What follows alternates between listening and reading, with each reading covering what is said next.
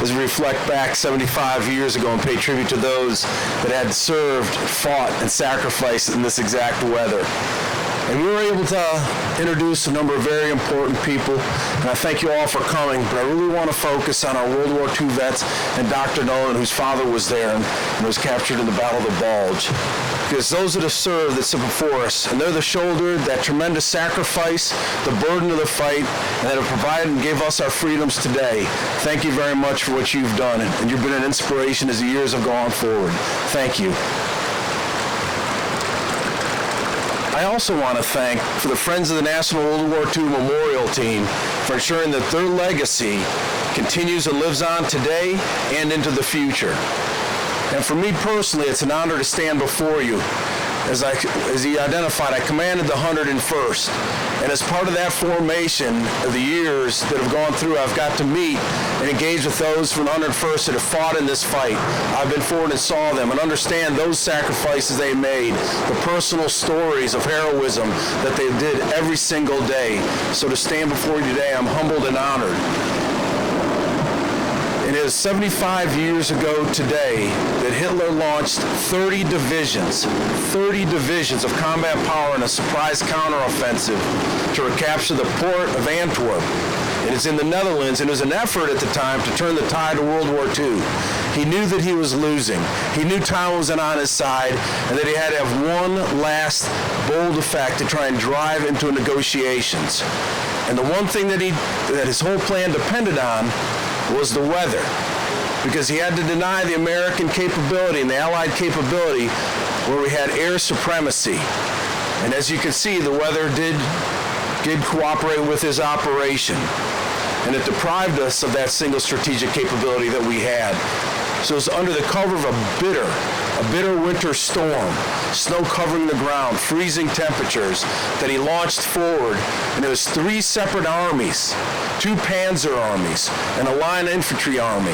That's over 400,000 German soldiers committed to the fight, over 500 tanks, and all the aircraft that they could muster for the entire front, committed against an element of the Allies. And this was an Allied army that was preparing for their own offensive, had taken them by surprise as we were blind, as we didn't have our own air capability for reconnaissance.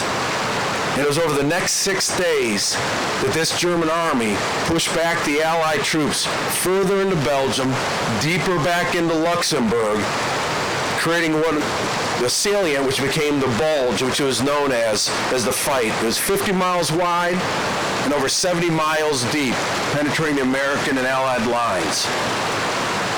But this is where it shows that the Allies are the most adaptable and the most tenacious.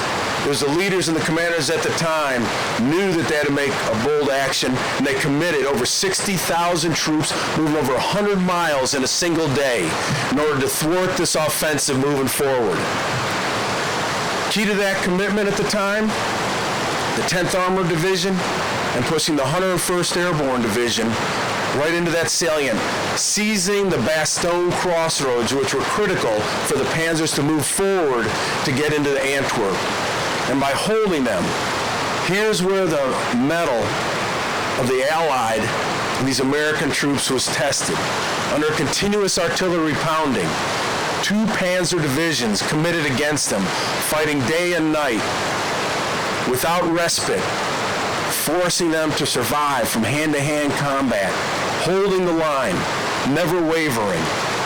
And they did withstand. And when the Nazis couldn't push them out of position, they surrounded them.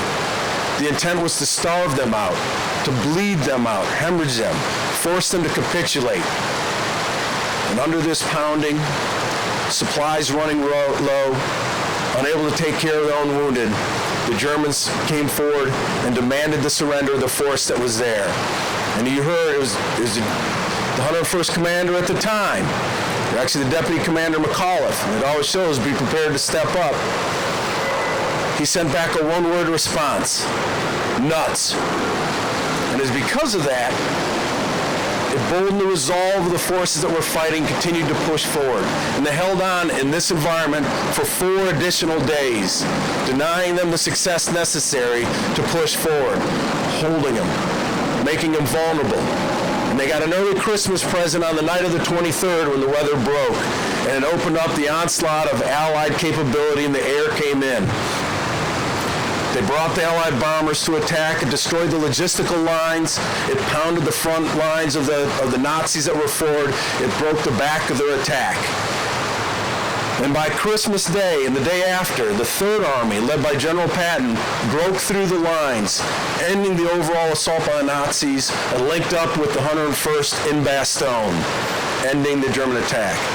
Now again, as I told you, as the commander of the 101st, I got to know many of those soldiers that fought there. And those brothers of mine will tell you that they didn't need to be saved, that they had the fight well in hand. If they had a bayonet in the round, the 101st would never get pushed off. That is the attitude of the soldiers that fought, and that was that resolve.